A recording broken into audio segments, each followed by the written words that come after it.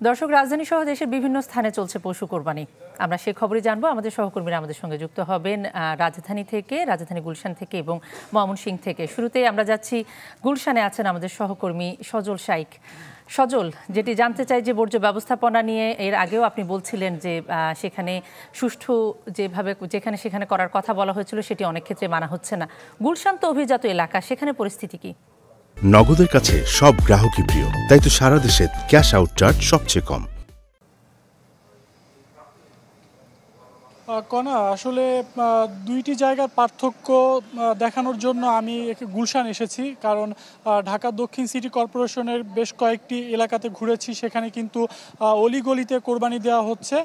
গুলশানেও কিন্তু ঠিক একই পরিস্থিতি, অলিগলিতে কোরবানি দেওয়া হচ্ছে। তবে ঢাকা দক্ষিণ সিটি কর্পোরেশনের অলিগলির বর্জ্য ব্যবস্থাপনা কিন্তু আমরা দেখেছি যে যেখানে কোরবানি দিয়েছে সেখানেই রক্ত এবং বর্জ্য রয়েছে ঠিক। কিন্তু গুলশানের চিত্রটা একটু ভিন্ন। এখানে কিন্তু কোরবানি দেওয়ার পরেই কিন্তু একদিকে কোরবানি দিয়েছে, অপরদিকে মাংস কেটে যারা কোরবানি দিয়েছে তারা তাদের বাসার ভিতরে গ্যারেজে নিয়ে গিয়েছে। অপরদিকে সাথে সাথে কিন্তু ঢাকা উত্তর সিটি কর্পোরেশনের ছোট ছোট গাড়ি এসে সেই বর্জ্য তারা গাড়িতে তুলে নিয়ে যাচ্ছে, গাড়িতে ফেলে আবার চলে আসছে।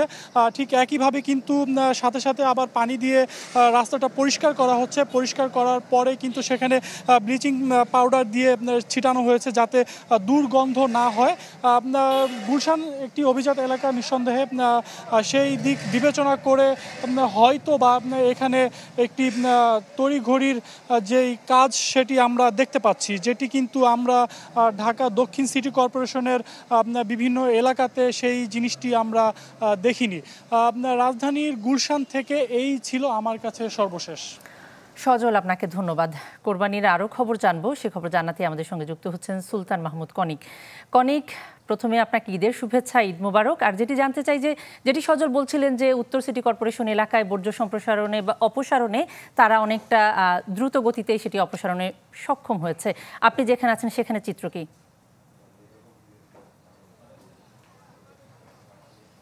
আমি যেখানে আছি এটি কিশোরগঞ্জ সদর উপজেলার মারিয়া ইউনিয়নের একটি এলাকা এবং এখানে সম্প্রীতির ঈদ তারা উদযাপন করে থাকে। অর্থাৎ কুরবানির যে আনুষ্ঠানিকতা আমরা চিরাচরিত দেখে থাকি প্রতিজনের বাসায়, বাড়িতে বা রাস্তায় যেখানে আলাদা করে দেয়, কিন্তু এই গ্রামের নিয়ম হচ্ছে গত 100 বছরের ঐতিহ্য।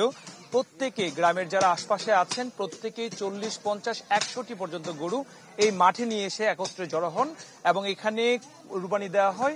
কুরবানির পরে এই মাংসটা আবার গ্রামের যারা সামর্থ্য নেই, সামর্থ্যবান যাদের অবস্থা নেই, কিন্তু এই কুরবানির উৎসব থেকে যেন তারা বঞ্চিত না হয় তাদের মাঝেও কিন্তু এই মাংসটা তারা কিন্তু বিতরণ করে থাকে। এবং এই যে এত পরিমাণ গরু একত্রে এখানে কুরবানি দেওয়া হয়, এটার বর্জ্য ব্যবস্থাপনা কিভাবে হয়, এখানে যারা দায়িত্বে আছেন এরকম একজনের সাথে আমি একটু কথা বলতে চাই। আপনাদের এই মাংসটা গ্রামবাসীর মাঝে কিভাবে বন্টন করেন, আর এত পরিমাণ গরু একসাথে কুরবানির ফলে যে বর্জ্য সৃষ্টি হয় এই বর্জ্যটা আপনারা কিভাবে?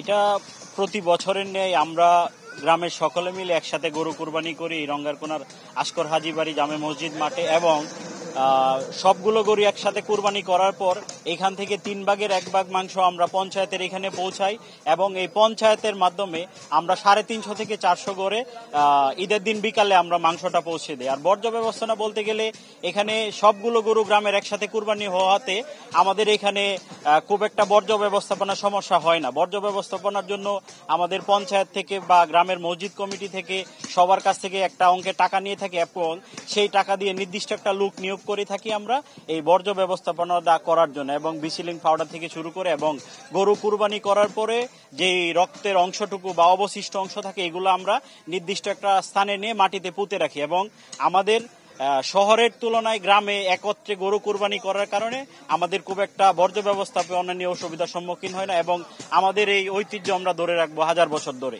আপনাকে ধন্যবাদ অসংখ্য। শুনছিলেন কোনা যে এই গ্রামের যে ঐতিহ্য, এই ঐতিহ্য ধরে রাখার জন্য যারা আছেন এখন বর্তমানে তরুণ প্রজন্মরা যারা আছেন তারা কিন্তু কাজ করে যাচ্ছেন, অর্থাৎ সম্প্রীতির কুরবানিটা তারা বজায় রাখতে চান। কনিক, আপনাকে ধন্যবাদ। সুলতান মাহমুদ কনিক এবং আমাদের সঙ্গে সজল শাইক যুক্ত হয়েছেন কিশোরগঞ্জ এবং ঢাকা থেকে, জানাচ্ছিলেন পশু কোরবানির সবশেষ খবর।